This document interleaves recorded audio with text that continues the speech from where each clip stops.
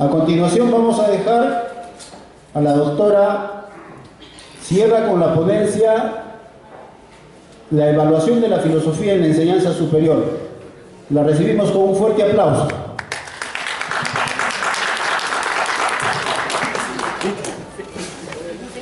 Familia siempre hay sí, buenas familias. Bueno, espero que no se aburran porque 2 veces en la misma tarde temo que acaben aburridos de mí. No, pero nada. Yo en esta reflexión quería introducir un tema que para mí sí cobra una especial relevancia porque mi formación es filosófica y porque he dedicado la mayor parte de mi vida a la docencia de la filosofía. El problema fundamental que toda la reestructuración de la enseñanza superior ha supuesto es que en esa reestructuración las humanidades y la filosofía en particular han sufrido una ofensiva importante, una ofensiva en su contra. La mayor parte, creo que no les digo nada nuevo con esto, que ya ustedes saben que las humanidades han ido retirándose de los programas académicos y han reducido el peso de las humanidades, cada vez es menor en los tránsitos curriculares, como dice nuestro amigo. Pero si ese es un problema que tienen todas las humanidades en general, la filosofía en particular tiene una situación, me parece a mí, que incluso más crítica. ¿Cuál es la... en principio, ¿por qué es una situación más crítica? Las humanidades pueden ser descriptivas en algunos casos y por lo tanto podrían incluso en esta cultura de la imagen ocupar o tener un espacio y un peso, pero la filosofía es sobre todo una disciplina conceptual. Y siendo como es una disciplina conceptual, tiene una situación precaria dentro de la reestructuración general que se está haciendo de todas las disciplinas y de las humanidades en particular.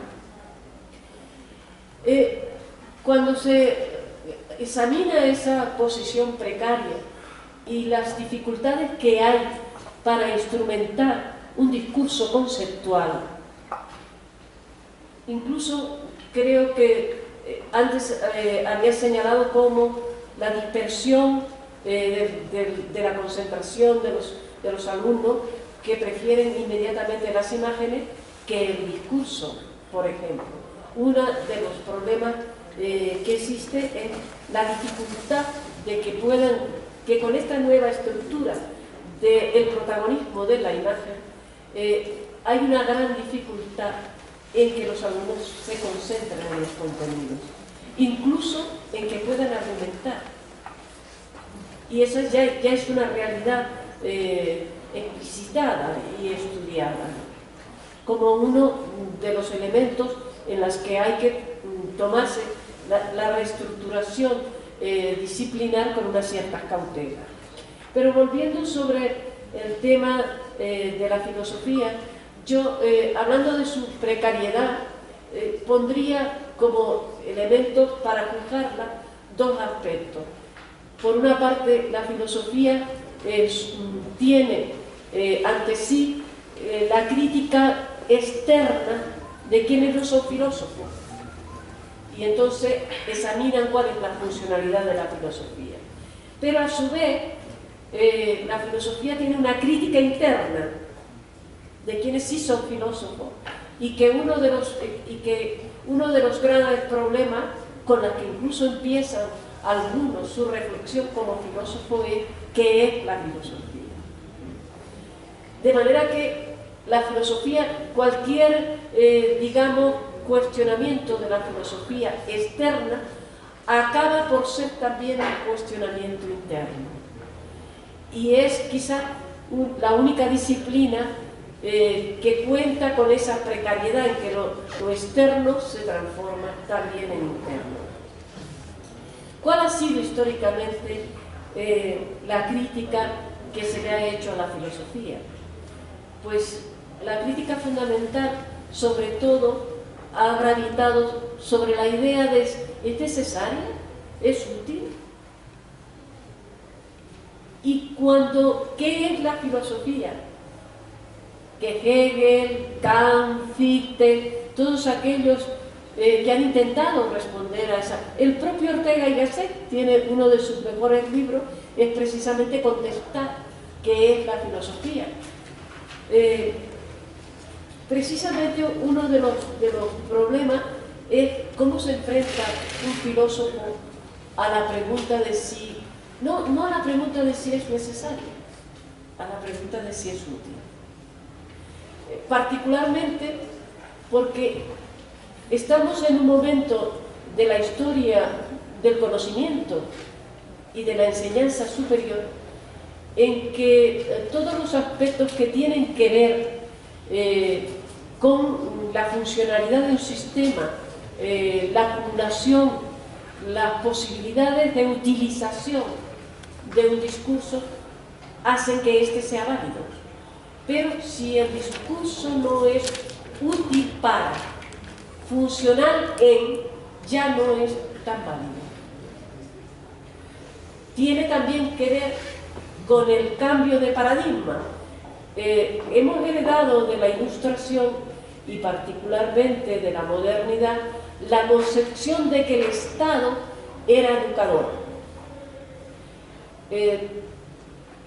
Figuras como Condorcet y el propio Kant entendían que el Estado tenía que educar y que el sistema educativo era un instrumento para la formación, no solo hemos visto de profesionales, sino también de ciudadanos. De manera que se reunía en esa concepción paradigmática de que el Estado era el gran educador a través de todas las instituciones, a través de todo el aparato educativo, presuponía que la educación no solo era profesional, sino también moral, ética, es decir, cívica incluso. Pero esa concepción del Estado no está, como educador, ha entrado en crisis, no está presente en las nuevas reestructuraciones. Incluso hay una profunda desconfianza ante la idea de que el Estado pueda educar. Esa misma idea de que el Estado era educador ha conducido también, ha tenido repercusiones en la concepción de la filosofía. ¿Por qué? O al menos en la manera que se le visibilizaba. ¿Por qué? Porque se entendía que la filosofía era parte de la ideología del Estado. Y en ese sentido, tampoco el Estado educador, aunque presuponía una manera de enfocar la filosofía diferente en cuanto a la utilidad y a la funcionalidad, tampoco merecía, o por lo menos no recibía el apoyo general, no de la ciudadanía, sino de los propios filósofos. Todos sabemos que los filósofos han cuestionado profundamente el aparato del Estado y la utilización que el Estado ha hecho de la filosofía. Desde Marx a Foucault, la discusión del Estado educador como el Estado que ideologiza, que manipula y por lo tanto utiliza un discurso determinado y no otro, un sistema filosófico y no otro, suponía también una precariedad de la filosofía a los ojos de la sociedad. Pero esta discusión de si es la filosofía útil o no ha llevado, incluso si, y luego veremos un poco mejor, si es útil o no, conducía a otra pregunta: ¿se debe de enseñar o no se debe de enseñar? La pregunta por la utilidad es una pregunta antigua, que resume toda la posición de aquel que piensa y se interroga sobre la realidad. A mí me gusta citar a Caliclés porque me parece que es tan actual la manera que tiene de cuestionar la filosofía desde el punto de vista de la utilidad. Y ya Caliclés en el Gorgia decía, hablando o discutiendo con Sócrates, decía: la filosofía es ciertamente, amigo Sócrates, una ocupación grata, si uno se dedica a ella con mesura en los años juveniles, pero cuando se atiende a ella más tiempo del debido, es la ruina de los hombres. A tenor de lo dicho, parece evidente que para Caliclés, que no para Sócrates, la filosofía no era ni útil, y si no era útil, ¿cómo iba a ser necesaria? En todo caso, esa desconexión entre los que ejercen la filosofía y entre los discursos filosóficos y la sociedad ha llevado a que la primera pregunta que se han hecho los filósofos a partir de la Ilustración, puede decirse, es cómo legitimar la filosofía, cómo legitimar la enseñanza de la filosofía. De alguna manera estaban respondiendo a la pregunta: es necesaria legitimarla porque es necesaria. Para Kant la respuesta era: la filosofía se legitima cuando responde a la sociedad. Por lo tanto, para Kant la filosofía tenía que tener una función social, acercar el conocimiento a la sociedad. Esa era, desde Kant, la legitimación de la filosofía. Así que la crítica kantiana trataba de resolver la fisura que existía entre la sociedad y el discurso filosófico. Y desde Kant en adelante, el problema de la conexión entre filosofía y sociedad ha estado presente en los diversos discursos, ya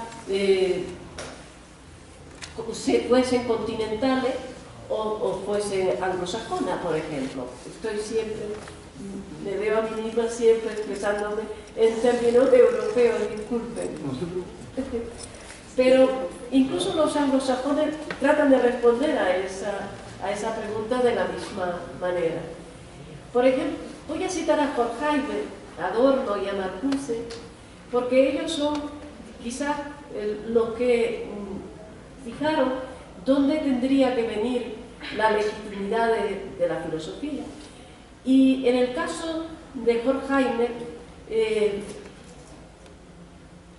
que se basaba evidentemente en las ideas marxistas, de que la filosofía no solo debía de interpretar el mundo, sino transformarlo, evidentemente Horkheimer se plantea si la filosofía por sí misma puede transformar el mundo, y tal como quería Marx. Y la respuesta que se da Horkheimer, la que se da en Adorno, es que la filosofía no puede transformar el mundo, pero sí puede describir los problemas del mundo.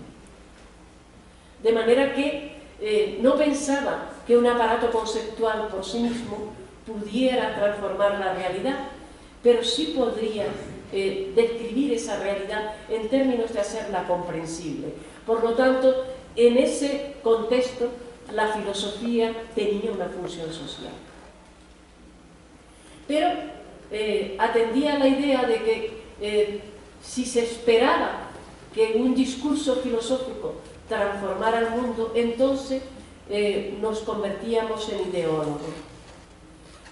Por lo cual, para Horkheimer, toda pretensión de asumir que el discurso filosófico fuera en sí mismo el aparato transformador distorsionaba la propia intencionalidad de la filosofía, que consiste en hacer ver la realidad, hacerla comprender la realidad, pero la transformación viene de la frase, no del discurso.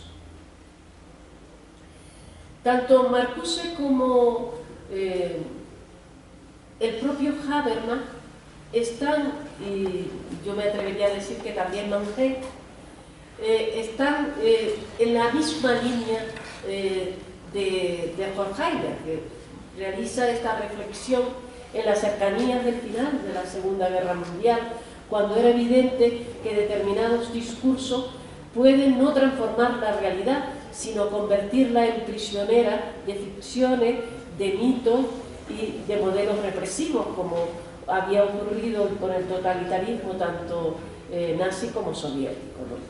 En esa Europa desolada y derruida por la guerra tan reciente, piensen que fue Horkheimer escribió esto en el año 45, cuando dice que la filosofía no puede asumir la tarea de transformar, que un aparato conceptual no es para eso, sino solo de escribir. Pero si la Escuela de Frankfurt intenta hacer útil la filosofía, legitimar pues que se enseñe, demostrar que sigue siendo necesaria, la posmodernidad no se siente cómoda con esa idea. No solo no se siente cómoda, sino que la cuestiona. ¿Por qué tiene que ser útil la filosofía? Porque, sin embargo, el primero en decir que la filosofía, de una manera provocadora, el primero en decirlo fue Bátimo. Bátimo dice que lo más práctico de la filosofía es su inutilidad. Es decir, no está inserto en no es instrumental. Para Bátimo, toda pretensión de utilidad de la filosofía la instrumentaliza. Pensaba, por lo tanto, que tanto Horkheimer como Marcuse como Adorno tenían una concepción relativamente instrumental de la filosofía, aunque puede que Adorno no estuviera de acuerdo con eso. Pero lo cierto es que Bátimo habla de la utilidad de la filosofía como inutilidad. Es decir, la filosofía no puede ser instrumental, no es para que a partir de este discurso pase algo. No es eso. No hay una concatenación como causa y efecto cuando estamos pensando, cuando estamos intentando comprender, cuando estamos teorizando. Bátimo piensa que no. Pero Bátimo sí piensa que la filosofía es necesaria, pero es necesaria para humanizarlo. No es necesaria para provocar un efecto determinado. No es necesaria para que una empresa prospere, para eso tampoco es necesaria para que un determinado sistema político se asiente. Esa necesidad no es necesidad para Bátimo. Es necesaria porque la filosofía nos humaniza. Y hay una entrevista que le hicieron a Bátimo, porque la figura de Caliclé en el Gorgia y la figura de Sócrates siguen enfrentadas hasta hoy. Pensar es un juego, pensar es un entretenimiento, es lo que viene a decir Caliclé. Pensar, si no tiene un objetivo específico de que pase algo, que algo tenga que suceder, pues es como un juego, como un entretenimiento. Y eso es precisamente una idea que se halla presente en todo el cuestionamiento filosófico cuando se dice debe ser necesaria. Necesaria para que pase algo. Y si no pasa nada, salvo que yo en una tarde me ponga a pensar y hasta me deprima por lo que pienso, y pues si no pasa nada, entonces se entra en el reino de la no necesidad. Hay una tendencia filosófica que sobre todo ha arraigado profundamente en Latinoamérica y no tanto en Europa. Ciertamente que la interpretación de Horkheim, de la Escuela de Frankfurt, y la de la posmodernidad representada por Gatineau, siguen enfrentadas en Europa, ¿no? Pero en Latinoamérica ha surgido una tendencia, una corriente representada por aquellos filósofos que vuelven a la idea de que la filosofía tiene que ser para emancipar. Todos conocen a Dussel y lo que Dussel ha defendido, la filosofía como instrumento de emancipación, de tal manera que incluso Dussel, para distinguir a esa concesión filosófica de otras posibles, llama a su filosofía y a la filosofía, como él la entiende, la filosofía de la liberación, haciéndola o asimilándola a la teología de la liberación, con la que ciertamente él estuvo muy en contacto, y que en un tiempo incluso él formó parte de esa corriente teológica. Lo cierto es que cuando se ha pretendido responder desde dentro de la filosofía a la utilidad o la no utilidad, ha habido un debate que a mí me parece representativo de cómo la conciencia de los filósofos se ha visto en la modernidad y contemporáneamente presionada por buscar a lo que hacen una legitimidad social. Y recuerdo sobre todo, porque en España ha habido un debate representativo que tuvo incluso repercusiones en Francia e incluso en Alemania, que fue el debate Gustavo Bueno y Sacristán. El debate de Gustavo Bueno y Sacristán se realiza todavía bajo el franquismo. Sacristán era un momento, y lo debo de aclarar como elemento marginal y anecdótico, pero Sacristán propone, frente a la pregunta útil y necesaria, Sacristán propone que no se puede pensar en filósofos como funcionarios, que no se puede hacer filosofía como si estuviera administrando el pensamiento, por lo tanto, que es contrario incluso a que se imparta y que exista una facultad de filosofía. Él habla de la necesidad de suprimir la filosofía en los currículum de los bachilleres y de los currículum universitarios, porque señala que la filosofía ya no lo hacen los filósofos que se reclaman como filósofos, sino que la filosofía lo hacen los físicos, los matemáticos, los médicos, por lo tanto, que esa es la filosofía que puede hacerse. Tengo que decir que la reacción de Sacristán, que resultó extremadamente polémica cuando habla de la supresión radical de la filosofía como si fuera una profesión de la misma naturaleza que ser agrónomo o ser economista. La verdad es que la posición de Sacristán en ese momento se produce porque la mayor parte de las facultades de filosofía en España estaban tomadas por escolásticos, por personas muy cercanas a la Iglesia, pero incluso con una interpretación filosófica muy cercana al escolasticismo y a la filosofía perenne, al tomismo. Y su reacción fue que ese tipo de filosofía no solo no ayudaba a la comprensión del mundo, sino que dificultaba la comprensión del mundo.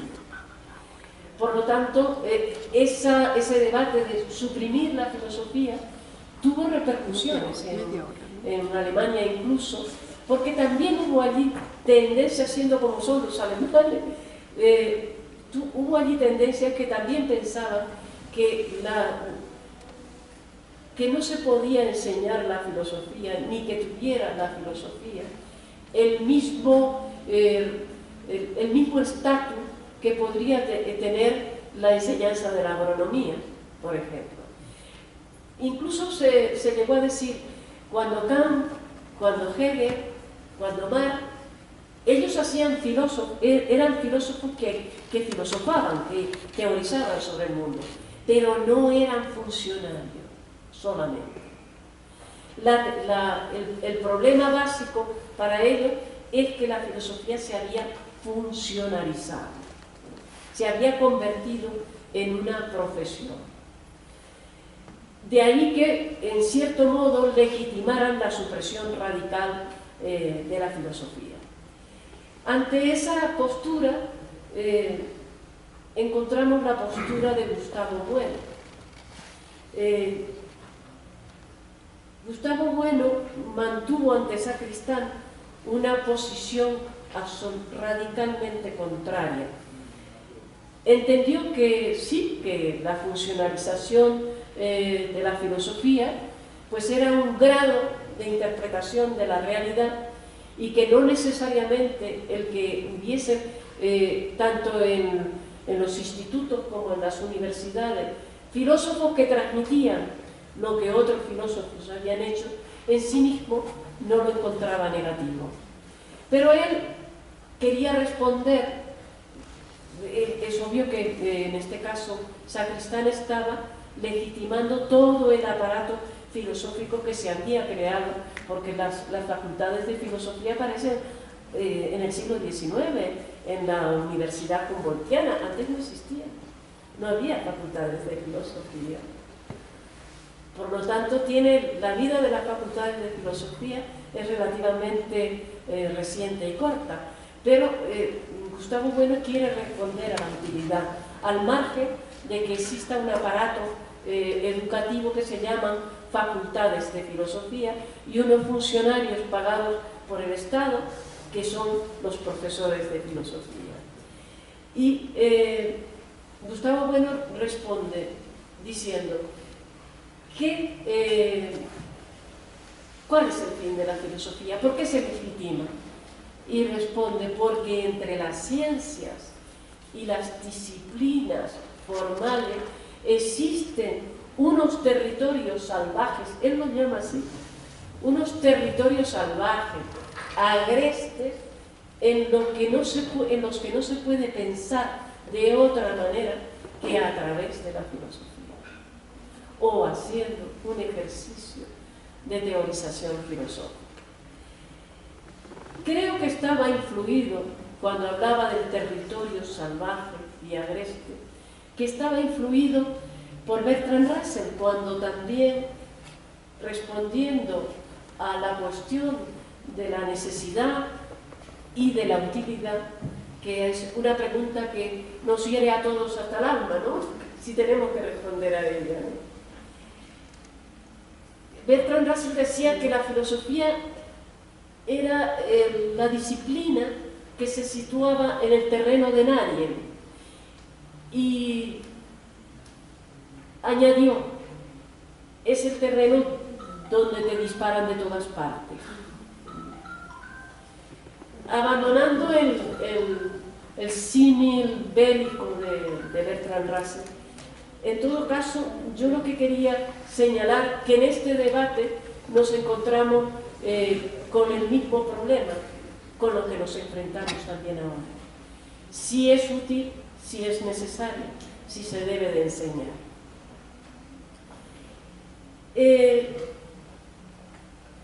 ¿Cómo se ha pretendido resolver la utilidad de la filosofía? Se la ha pretendido resolver diciendo o estableciendo que la filosofía es un instrumento para conectar diversos saberes. Es un discurso transversal. Y con esa concepción que se inaugura un poco antes de los años 50, la transversalidad de la filosofía como ámbito de la conexión de saberes distintos, nos encontramos que de repente en todos los programas de diversas titulaciones académicas aparece la filosofía, la historia de la medicina y la filosofía, por ejemplo, la arquitectura y la fue, digamos, de los años 50 en adelante, la aparición de un conjunto de filosofías que alguien ha denominado aplicadas y que no eran otra cosa que el intento de conexionar saberes con un discurso filosófico. ¿Y por qué volvemos a la pregunta de si sigue siendo útil y necesaria? Hemos pasado de una conexión en todas determinados esquemas disciplinares, hemos pasado a una situación en que se nos dice que las filosofías aplicadas han resultado un fracaso. Es decir, que las introducciones de la filosofía a la medicina, que no eran otra cosa que una historia filosofada de la medicina, por ejemplo, o la introducción a otras múltiples disciplinas, ha resultado un fracaso. Por lo tanto, lo que hoy se establece, y ahora vuelvo a la reestructuración de los currículos y de las titulaciones, lo que se dice es que la filosofía aplicada ya no resulta útil. ¿Y por qué no resulta útil la filosofía aplicada? Se viene diciendo hace 7 o 8 años que la filosofía aplicada ha resultado ser de una inutilidad, que lo que ha pasado en las últimas reestructuraciones es que han desaparecido todas. Ahora, por ejemplo, no sé en los currículos que se hacen aquí, pero por ejemplo en España, en medicina, en derecho, sí se mantiene la filosofía del derecho. Esa sí se mantiene, pero la filosofía de la historia también, pero en la mayor parte ha desaparecido en las nuevas reestructuraciones. ¿Por qué ha desaparecido? Porque era un discurso descriptivo, no tanto. Porque, de hecho, es mi opinión, que puede ser cuestionable, pienso que también esos intentos de aplicar el discurso filosófico a determinadas disciplinas provocaban un cuestionamiento interno también de esas disciplinas. Por lo tanto, la filosofía se ha vuelto relativamente inútil porque a su vez cuestionaba esas disciplinas a las que pretendía conectar, en las que pretendía ser un discurso transversal. De manera que para un aprendizaje que tenga la limitación sobre todo de responder a unas determinadas necesidades, una pregunta sobre la finalidad última del médico no parece necesaria, sino de cómo el médico debe funcionar para curar al enfermo. Eso es lo básicamente necesario, pero no que el médico se pregunte ¿qué es ser un médico? Por otro lado, ese tipo de discursos que pretendían ser transversales en esos saberes han sido sustituidos relativamente por la ética, la deontología de determinadas profesiones y por éticas individualizadas. Nos enfrentamos también aquí a otro problema y que debe de ser tenido en cuenta, y es el hecho de que también esas éticas generales que aparecen en los programas de determinada disciplina están siendo sustituidas por microética, porque existe una ética del economista, una ética médica, pero ahora existen otro tipo de ética, la ética del banquero, por ejemplo, que es una microética, la ética del empresario, que tiene que ver con su responsabilidad social, y todos esos elementos significan que no puede aplicarse una ética general desde la que partir como ser humano, una ética general en que encaje dentro de tu propia sociedad. Por lo tanto, el establecimiento de las microéticas tiene mucho que ver con la retirada, no ya de la filosofía aplicada, sino de la ética, que también va desapareciendo de los programas, sustituida por las deontologías mucho más instrumentales. La pregunta, por lo tanto, y la legitimación de la filosofía está resultando cada vez más complicada. Y entonces, ¿cómo se las ha seguido legitimando? Volviendo a la Escuela de Frankfurt, los seguidores y no tan seguidores de la Escuela de Frankfurt vuelven a una cuestión que les parece básica, que es la filosofía como crítica.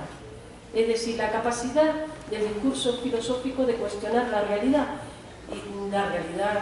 natural, pero también la realidad social, y especialmente la realidad social. De manera que la legitimación de la filosofía es, en este momento, sobre todo como crítica. Cuando se hacen las comisiones para ver si se introduce o no determinadas asignaturas que tienen que ver con los discursos filosóficos tradicionales, lo que se suele argumentar cuando se dice no cabe en este programa, es decir, desaparece todo el pensamiento crítico, desaparece toda capacidad argumentativa.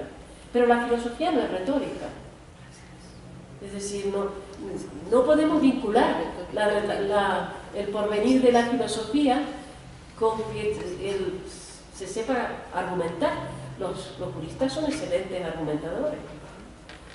Por otro lado, justificar que la filosofía debe de continuar dándose tanto en los currículos académicos cuanto debe de tener lugar como facultades, igual que la agronomía o la economía, no puede basarse en la capacidad crítica del alumno, porque, y lo repito siempre, los empresarios, los especuladores, incluso aquellos que entran en procesos de corrupción, saben de qué realidad hablan, no están situados en ficciones, de manera que son capaces de criticar la realidad que les afecta a ellos y saben lo que deben de hacer, y saben argumentar y convencer, de manera que la filosofía no está legitimada porque se puede enseñar a razonar, que es en realidad lo que se quiere decir cuando se dice es que se enseña a argumentar, se enseña a razonar y a conocer la realidad, porque eso hoy me parece que es compartido por muchas disciplinas que no tienen nada que ver con la filosofía. Y entonces volvemos a Aubiol y a Rabosi y a Dussel cuando dicen ya no hay otra función de la filosofía que establecer y propiciar movimiento de emancipación y de liberación.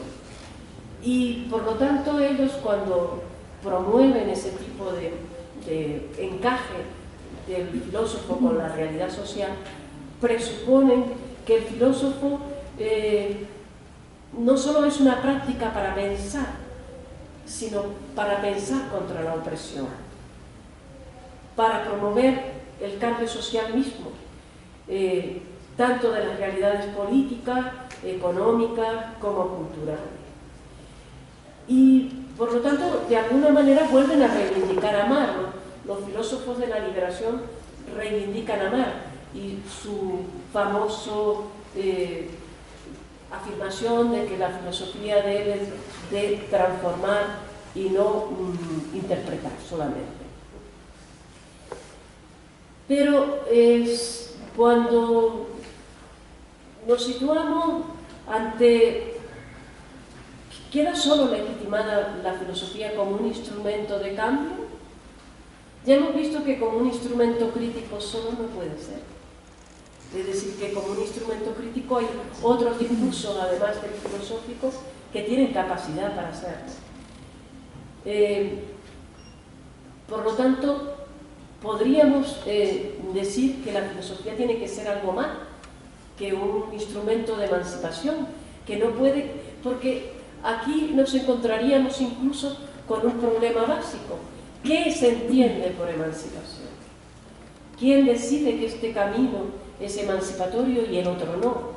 Es decir, que es precisamente un discurso que peligrosamente bordea una serie de fronteras que pueden ser traspasadas y convertir el discurso filosófico en ideología. Por lo tanto, ¿dónde quedamos entonces? Volvemos a reconsiderar la filosofía como discurso transversal y a redefinirla, o aceptamos que no necesariamente tiene para quedar justificada que ser un instrumento de transformación, que ser un aparato crítico de la realidad. Volvemos y pensamos que hay preguntas que eso no puede responder la filosofía y que a lo mejor ni siquiera tiene que responderla, sino solo formularla. Preguntas como las que, y siempre a mí me produjo un gran desconcierto empezar a leer El principio de esperanza de Bloch. Empezaba en el primer tomo, porque eran 3, con de dónde venimos, a dónde vamos, quién soy. ¿Sirve eso para cambiar el mundo? ¿Sirve eso para mejorar el rendimiento económico de una empresa? ¿Sirve eso para firmar un sistema político? ¿Sirve eso para concederme éxito en la sociedad? Probablemente no. Puede hacerme una humanidad más compleja, que se haga preguntas sobre sí misma o sobre su entorno. Pero esas preguntas pueden generar utilidad, éxito, aceptación, probablemente no. Pero siguen siendo válidas esas preguntas. Una pregunta que me hago, una pregunta que nos surge. Volvemos a Platón cuando nos enfrentamos a la realidad virtual. Es que hoy la filosofía no tiene que hacerse preguntas sobre la realidad cuando vivimos una realidad en la que la virtualidad y lo que entendemos por material se confunde, se identifica. Pienso que la filosofía por sí misma está justificada, está legitimada, y está legitimada no por la capacidad de aportar soluciones a determinados problemas, sino por la capacidad de hacerse preguntas. Si perdemos la capacidad de hacernos preguntas sobre el entorno, sobre nosotros mismos, sobre el porvenir de la humanidad, no puede ser tanto el entorno, nosotros mismos y el porvenir de la humanidad mucho más opresivo de lo que es. Por lo tanto, para mí, la filosofía como discurso está legitimado no porque cause efectos, sino porque descubre causa. No porque genere rendimiento, sino porque crea perplejidades. Y porque, en último término, quizá ser humano es estar perplejo. Gracias.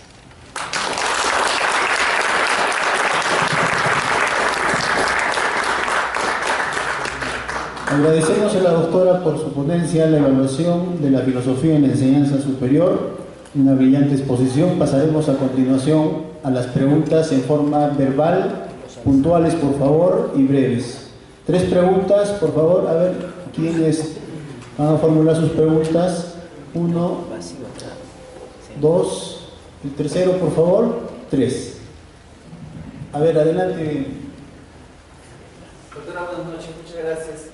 Usted comentó el libro de Bloch y, bueno, así como usted lo comparte, quisiera compartir el libro de Miguel de Unamuno, Javier Sánchez. Ah, sí. Cuando el hombre que creía tener una condición muy trágica habla con el sacerdote, el cura, y dice: ¿por qué nací? ¿Por qué soy así? Y el cura le dice: no te preguntes por qué naciste, sino para qué. La pregunta que hace la filosofía siempre ha sido ¿por qué? O sea, una atrás. Yo creo que lo que intentaba hacer Unamuno era dejar el tema de esas abstracciones muy difíciles de responder, porque saber qué es Dios jamás lo vamos a saber. Quizás el principio del universo jamás lo vamos a ver. Pero posiblemente hay más posibilidades en saber qué es lo que viene, ¿no? Y si lo que viene podríamos mejorar. Nada más. Sí, bueno, no sé qué responderte porque la filosofía en efecto siempre ha estado girando en torno de un porqué, pero también de un para qué. En Aristóteles lo encontramos, pero también en Kant. Son filosofía teleológica, con fines. Pero podemos asumir que el discurso filosófico debe tener como pretensión descubrir para qué. Pienso que hoy a veces el para qué lo responde la ciencia más que la filosofía. Por lo tanto, tal vez deberíamos de ser más humildes y no pretender descubrir los fines, más seguir preguntándonos los por qué. Puede ser que esa sea una propuesta modesta, pero no me parece tan modesto la pregunta del por qué. ¿Por qué soy un oprimido? ¿Por qué estoy aquí? Puedo responder después de eso otras cosas, hacerme otras preguntas, pero el presuponer que la filosofía como fin último tiene la misión de descubrir los para qué, a mí no me parece que se pueda establecer como principio de legitimación. No sé si te respondo, porque yo tengo las mismas dudas.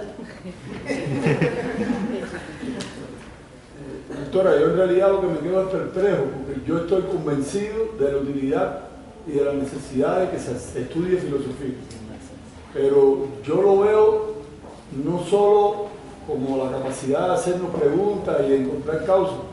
Yo creo que si la filosofía es un discurso conceptual, tener un aparato conceptual es útil y es necesario.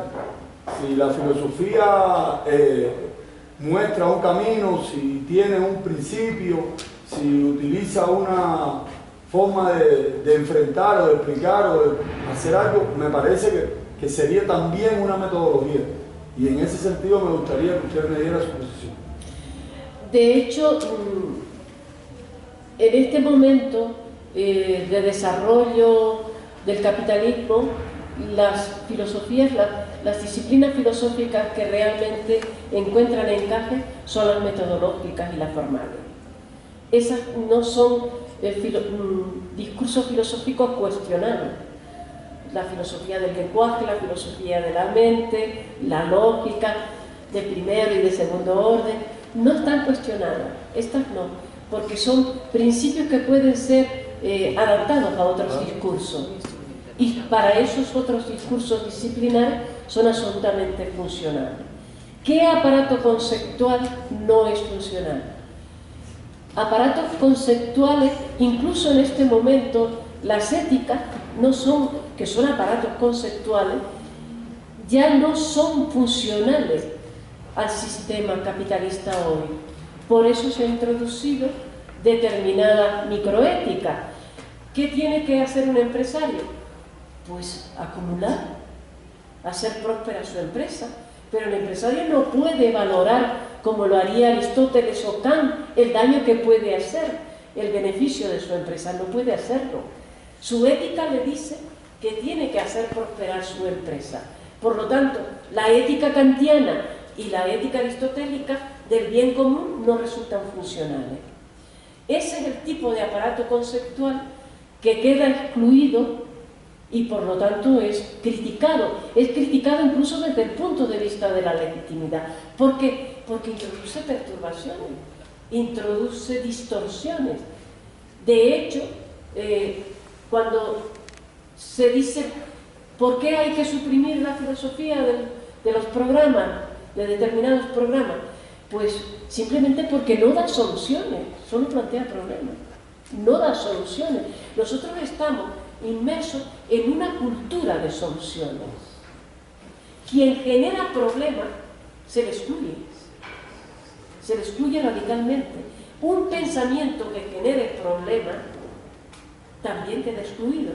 Y eso es lo que pasa con el discurso filosófico. No quiero decir con todo que todo discurso filosófico genere problemas. Hay discursos filosóficos dirigidos justamente a lo contrario, a generar aceptación y adhesión. Pero ese discurso filosófico se ha transformado en ideología, desde el momento en que ha abandonado el principio básico, que es preguntarse por la realidad y no conferir a la realidad la legitimidad por sí misma, porque está ahí. Legitimo lo que ya está, solo porque está. Eso es absolutamente contradictorio con cualquier pensamiento, con cualquier discurso que diga ¿y por qué tengo que legitimar lo que ya está? ¿Por qué? ¿Cuál es la razón? Y ahí es donde empieza otra vez a cuestionarse si la filosofía sirve para algo o está legitimada para seguir siendo una disciplina de la enseñanza superior. Gracias. Doctora, ¿usted cree que la situación de la filosofía podría ser un poco como la situación de la mujer cuando, por ejemplo, Simone de Beauvoir decía que el hombre en la sociedad tenía un espacio ganado, pero que la mujer tenía que de alguna manera justificar su existencia, ¿no? Entonces, necesita la filosofía esa justificación, como la mujer necesita justificar su existencia. Y bueno, lo otro, creo que la filosofía podría tener mayor espacio, quizás si se le enfoca como una reflexión que te lleva primero a analizar y después actuar, ¿no? Y sobre todo eso a los jóvenes creo que es importante hacerles ver que primero debemos pensar, reflexionar y luego actuar. Y ahí ellos pueden, de hecho yo lo experimento con mis alumnos, ellos lo encuentran muy útil eso, ¿no? Que primero, no de frente debo ser impulsivo, ¿no? Sino analítico, y la filosofía te puede ayudar a reflexionar y a ver cuál es tu pensamiento correcto del que no lo es. Esos dos. Sí, las mujeres no han estado visibles en la historia, pero la filosofía sí ha tenido un estatus de reconocimiento, porque de la filosofía se han desprendido todas las ciencias. Todas las ciencias existentes han sido primero que nada una reflexión filosófica que ha acabado por materializarse. Y cuando se tecnologiza, se convierte ya en una materialidad civilizatoria, como sucede. Entonces, como sucede hoy con todo el desarrollo tecnológico. Entonces, la filosofía ha tenido una autoridad incluso sobre el resto de los discursos de la razón. Y ha también experimentado momentos de subordinación, sobre todo en la etapa medieval, cuando la teología se impone a la filosofía. Y recuerden aquel bellísimo libro de Kant, El conflicto de las facultades, si la filosofía tenía que ser sierva o soberana ante la teología, o si debía ser la teología la soberana y la filosofía la sierva. En todo caso, ¿por qué nos encontramos en esta situación?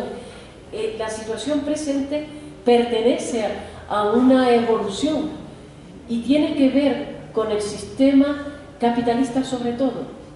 Es decir, desde el momento en que el desarrollo material necesita más el desarrollo tecnológico y científico para la industria, todos los procesos de industrialización, ¿qué papel cumple la filosofía en esos procesos? Ninguno. Es un ámbito de la razón que no puede ser aplicado más que en el comportamiento y en la conducta o en humana, en determinadas relaciones entre los individuos y el Estado, por ejemplo, los individuos consigo mismos, De ahí que la ética esté teniendo más protagonismo que cualquier otro discurso filosófico. Pero la filosofía, lo que me plantea es la posición de Dussel para transformar, para cambiar, la filosofía como discurso para cambiar. Pero yo tengo las mismas dudas que Horkheimer, es decir, ¿puede un aparato conceptual transformarse en un instrumento de cambio de la realidad? Pienso que no. ¿Puede un aparato conceptual convertirse en un instrumento de comprensión de la realidad? Pero que comprendas la realidad no significa que puedas cambiarla. Es la voluntad, la praxis, la que cambia la realidad, no solo la comprensión. No sé si te respondo. Gracias a la doctora, por favor.